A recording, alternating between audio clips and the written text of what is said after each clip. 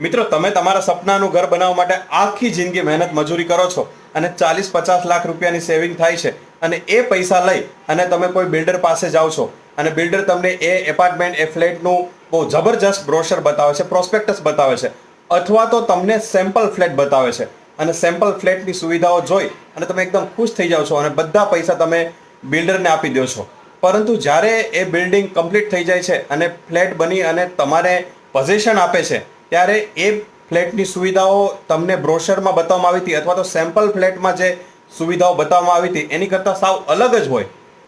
તો તમારે એ બિલ્ડરથી ડરવાની જરાય જરૂર નથી. એ કોઈ રાવણ ખાન નથી અને બિલ્ડરોને કાબૂમાં રાખતો અને ગ્રાહકોના હિત માટેનો કાયદો real estate regulation act 2016 RERA એની સેક્શન 12 પ્રમાણે બિલ્ડરે તમને વળતર આપવું પડે છે, અને જો તમે એ ફ્લેટનો ભાગ બનવા ન માંગતા હો તો બિલ્ડરનું ઓબ્લિગેશન છે કે વ્યાજ સહિત તમને